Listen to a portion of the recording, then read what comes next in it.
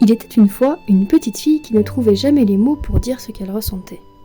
Chaque fois qu'elle tentait de s'exprimer, de traduire ce qui se passait à l'intérieur d'elle, elle éprouvait comme une sorte de vide. Les mots semblaient courir plus vite que sa pensée. Ils avaient l'air de se bousculer dans sa bouche, mais n'arrivaient jamais à se mettre ensemble pour faire une phrase. Dans ces moments-là, elle devenait agressive, violente, presque méchante, et des phrases toutes faites, coupantes, cinglantes sortaient de sa bouche et lui servaient uniquement à couper la relation qui aurait pu commencer. « De toute façon, tu ne peux pas comprendre. Ça ne sert à rien de dire. C'est des bêtises de croire qu'il faut tout dire. » D'autres fois, elle préférait s'enfermer dans le silence avec ce sentiment douloureux que de toute façon, personne ne pouvait savoir ce qu'elle ressentait, qu'elle n'y arriverait jamais, que les mots ne sont que des mots. Mais tout au fond d'elle-même, elle était malheureuse, désespérée, vivant une véritable torture à chaque tentative de partage.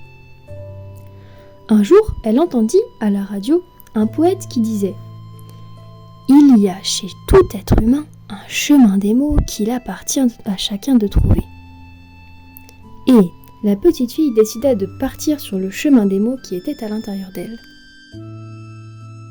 La première fois où elle s'aventura sur le chemin des mots, elle ne vit rien. Seulement des cailloux, des ronces, des branchages, des orties et quelques fleurs piquantes. Les mots du chemin des mots semblaient se cacher, paraissaient la fuir.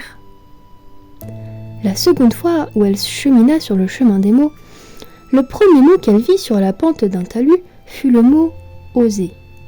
Quand elle s'approcha, ce mot osa lui parler. Il lui dit d'une voix exténuée « Veux-tu bien me pousser un peu plus haut sur le talus ?» Elle lui répondit « Je crois que je vais te prendre avec moi et que je vais t'emmener très loin dans ma vie. » Aussi, elle découvrit que les mots étaient comme des signes sur le bord du chemin et que chacun avait une forme différente et un sens particulier. Le deuxième mot qu'elle rencontra fut le mot « vie ». Elle le ramassa, le mit contre son oreille. Tout d'abord, elle n'entendit rien.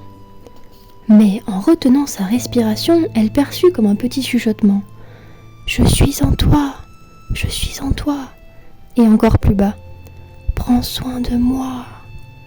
Mais là, elle n'était pas sûre d'avoir bien entendu.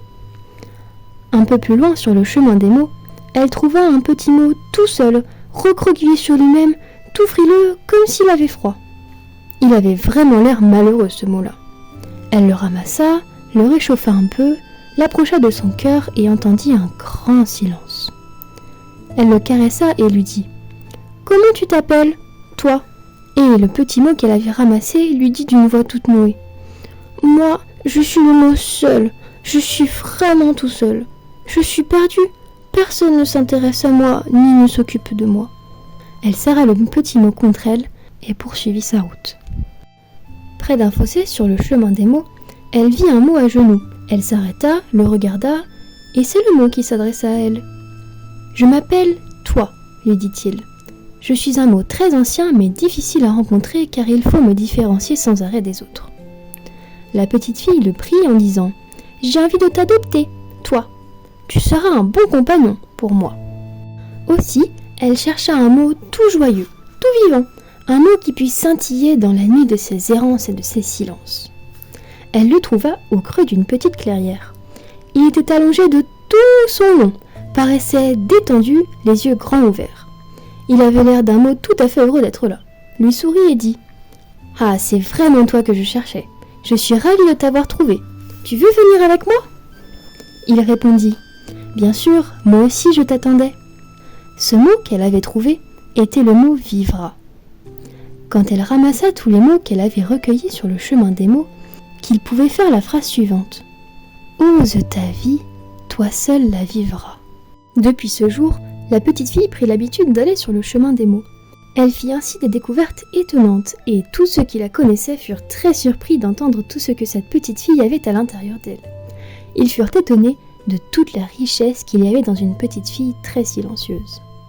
Et c'est ainsi que se termine le conte de la petite fille qui ne trouvait jamais les mots pour se dire.